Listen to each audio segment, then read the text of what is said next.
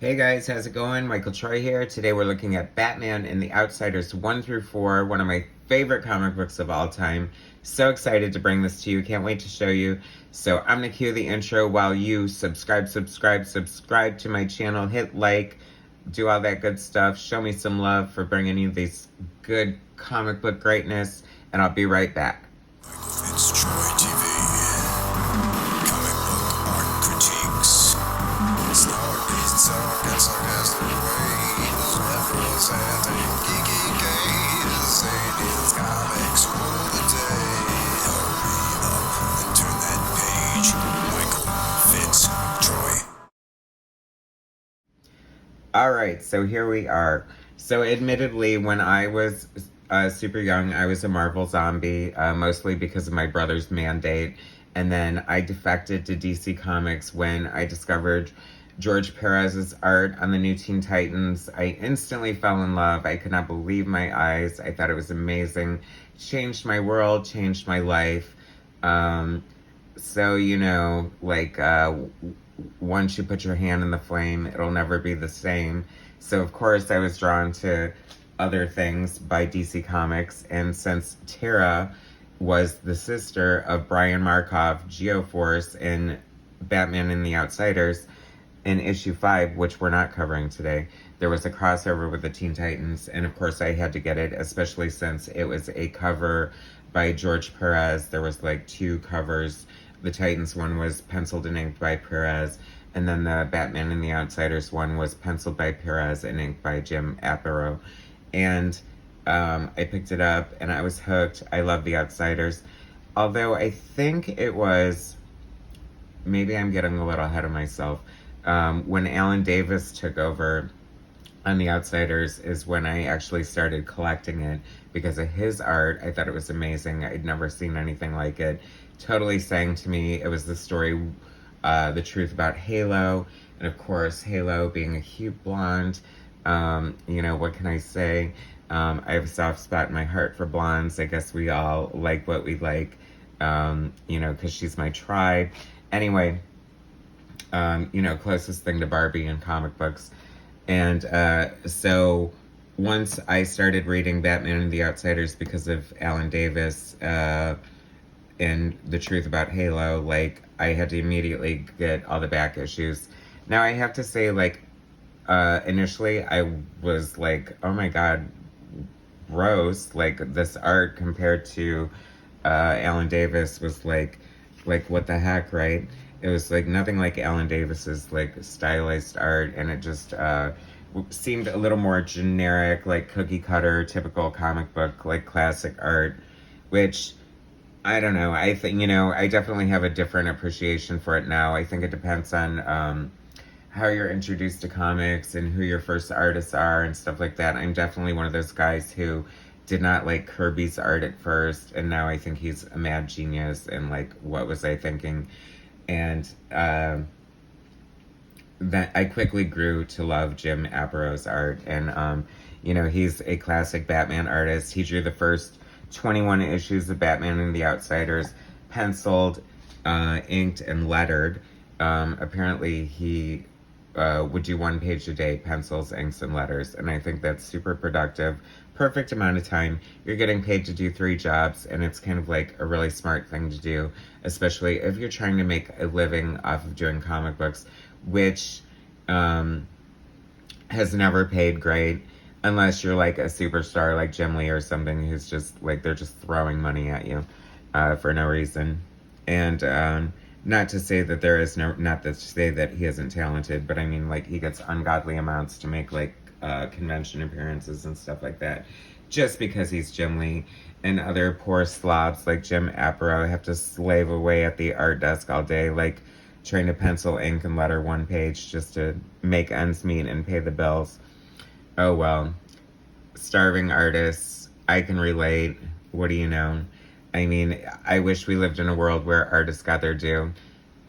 Sometimes they do, but most of the times they don't. Especially if people want art for free. They don't want to pay crap for it. I'm going off on a diatribe, but it has nothing to do with this. So let's get into Batman and the Outsiders. I freaking love Batman and the Outsiders. I mean, I don't even know how like aware of it I was until the crossover with the Teen Titans and Geo-force. So that was pretty genius. I'm not exactly sure how that came about, but luckily, page after page, the comic book store in Las Vegas that I went to had all the back issues, and I immediately scooped up like every single one. These are still in amazing condition. I'm very happy to see this. So let's get into it. This is such a great classic, like Batman being a DICK cover. I've had enough of your two-bit Justice League. From now on, these are my new partners. Until they're not. Until I dump them in 32 issues because I'm such a creep. That's okay. I get my sidekicks killed. No big deal. I'm super responsible and stable. I have a dossier on all of you, so if you cross me, I know exactly how to kill you. Like, what a psychopath, right?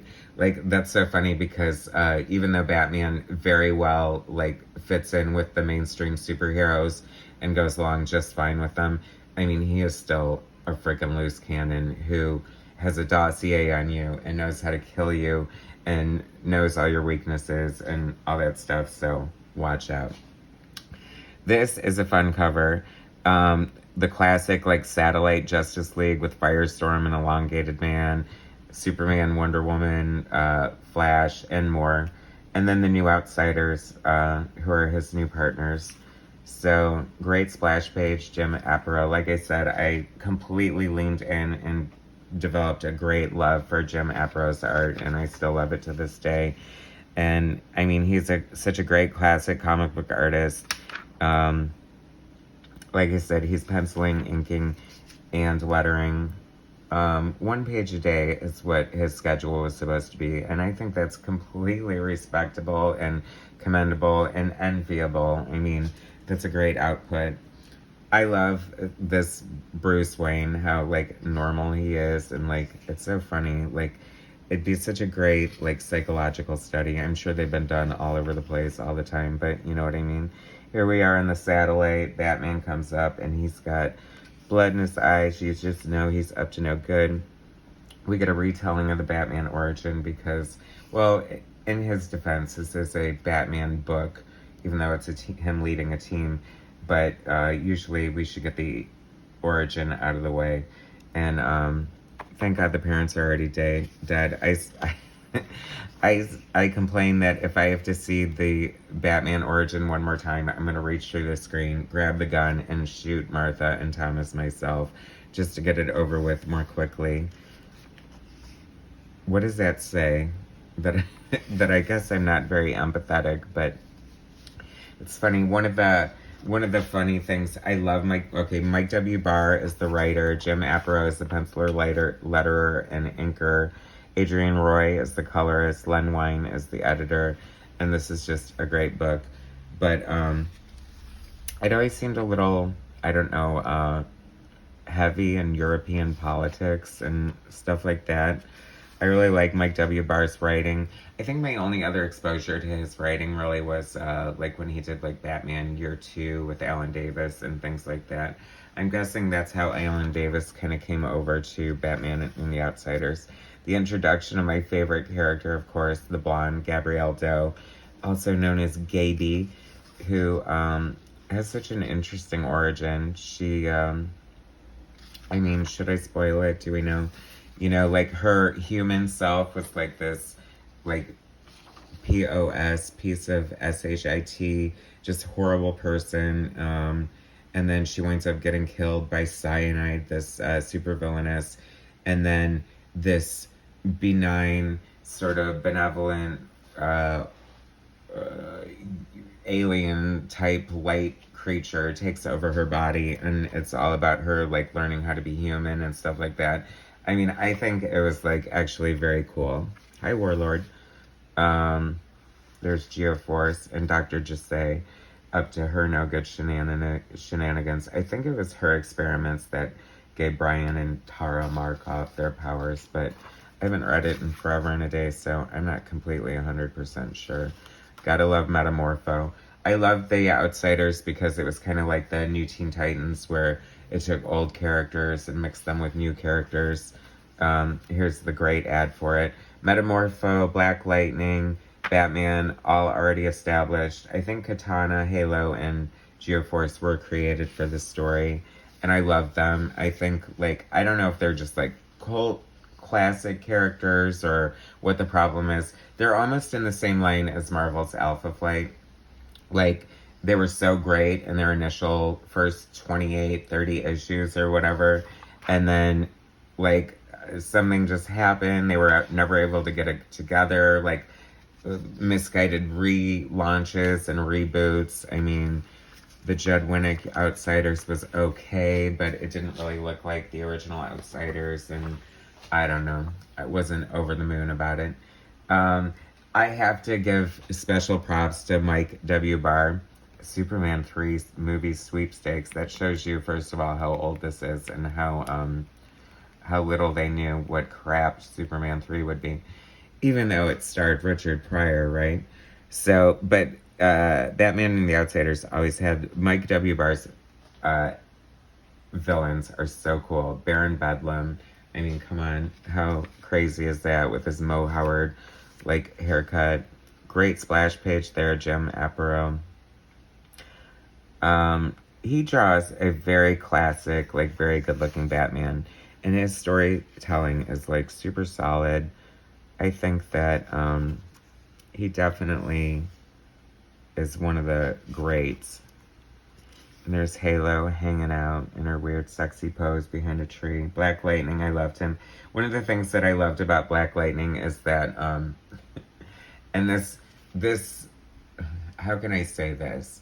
This totally shows like a white person trying to give a black person like a secret identity, because when he became Black Lightning, he would wear like a bigger afro wig, and so I guess if you have an afro, like, it's the same thing as wearing like Clark Kent glasses or something. I don't know, but anyway, I like Katana. It's funny, I don't know how well these costumes hold up. I love Katana because she's like the mother of two. Spoilers. Her husband was slain with the sword that she uses, so his soul is in her sword, so she's kind of got to still live with him. And that's kind of creepy on like so many different levels, but kind of like awesome and cool at the same time. At least it keeps her directed and driven, eh? Anyway, and then she had long hair and looked better, and then they shortened it, and she just became, I don't know. And then I like how, like, in later incarnations, like the way she is now, they totally try to make her all sexy and everything, when that was never what she was about. But I guess if you want to make her like DC's version of Psylocke or something, you gotta amp the vamp, perhaps. Metamorpho, hilarious. This is such a great, like, classic scene from Batman and the Outsiders. Metamorpho, like, limbless basket case, been totally destroyed. And then Jefferson Pierce, aka Black Lightning, just throws this great bolt of lightning and is able to facilitate Metamorpho getting his act together. I think Metamorpho is a cool character. I loved him in here. I thought he looked like a crazy old mummy man or something like that.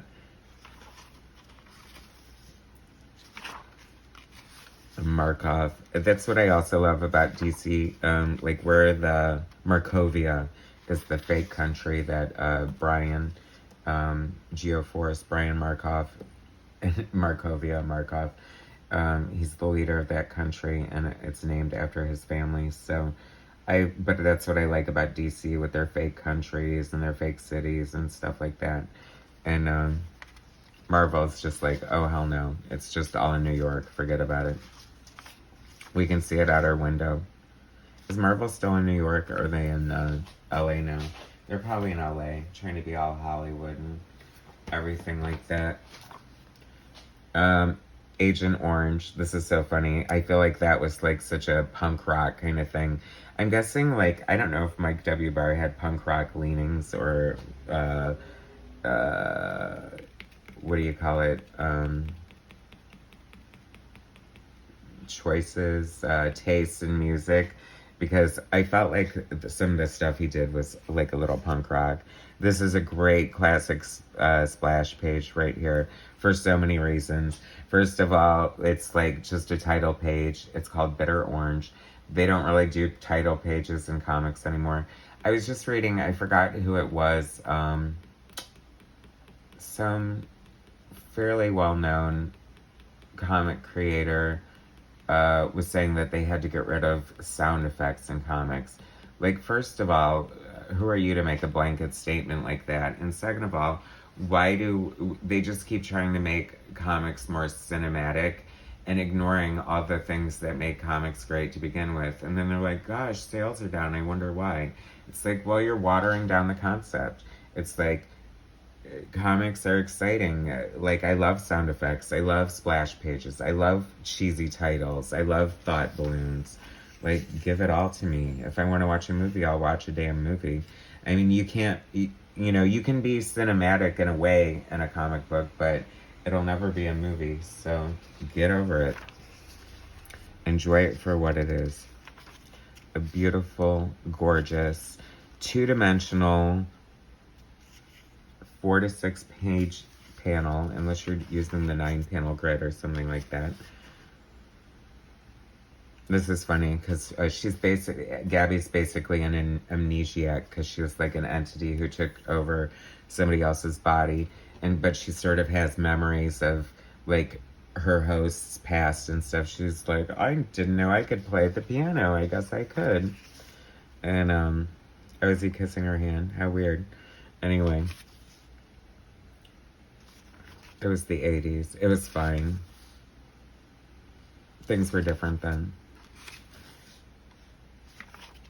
Agent Orange. Gaby, a halo, had all these different like colored halos that could do different things. It was always a little bit confusing and convenient, but I think certain characters do have those kind of powers, like Zatanna, and it's like, really, you just say whatever you want backwards and it happens. Like, oh, how nice for you. I wish I could do that.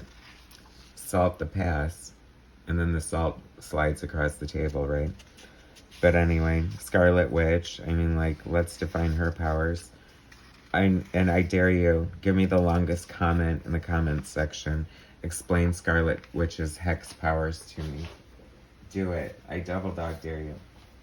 And I don't want you just copying and pasting from the Marvel Universe Handbook. I want your own steadfast impersonation or impression. One man meltdown.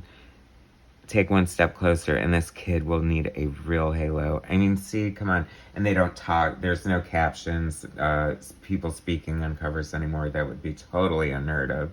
So this is what makes comics so great and so much fun. Sure, there's a little cheese element going on, but why not? I mean, it's like a commercial. When you watch a commercial on TV, they don't just show mute clips. They have like sound bites and stuff. So this is like the sound bite, people. And this is like such a great splash page here. I love this so much. As much as I love Ellen Davis's version of Halo, Jim Aparo is her co-creator, I believe. And, you know, he kind of draws her the best. I was a little disappointed. Were you guys still hanging on when they became the Batman-less outsiders and she changed to her white costume with her short hairdo? I know it was like her trying to like come into herself a little bit more, but this is like a really great costume design, like really great. So I was kind of disappointed to see it go. TBH, to be honest with you. I mean, hey, if they want to have a guy flying around with a muscly, hairy chest and his towel and slippers, who am I to complain? Tatsu, who was aka Katana and Gaby, developed this great friendship. I just love Mike W. Barr's writing. He made these characters so real for me, and I just loved them. And I was very disappointed that they sort of just dissolved and got whacked. It's funny, it's like, why does, when a book have to end, it's like, why do you have to like maim one, kill one, turn one evil, turn one crazy? I mean, I think Looker wound up, you guys are like, Looker? I mean, Looker, I don't even know her. But she's not even coming up for a long time. But I too also did like Looker. I mean, of course, she's the definition of the redheaded stepchild, which is probably huge on PC by now, but you know what I mean.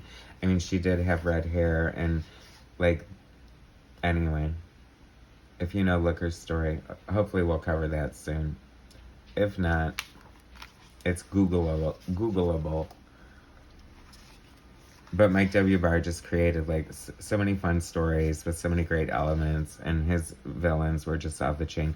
I love that he was always like bringing in new villains. You know, I think that that's a sign of a good writer, because it's like, you know, you have a Batman book, so he could be just, but it's Batman and the Outsiders, so they need their own, you know, special rogues gallery and their own special villains. He's not bringing in just his villains every month and, you know, kind of making it special and making it his own book. So I totally appreciate that. Great art. Halo and Katana. We can end there. That's a good note to end on. I love this book so much. I'm so happy to have brought it to you. You guys, if you're just fans of teen books or fans of this book and haven't read it in a long time, I recommend busting it out and dusting it off. It's so much fun.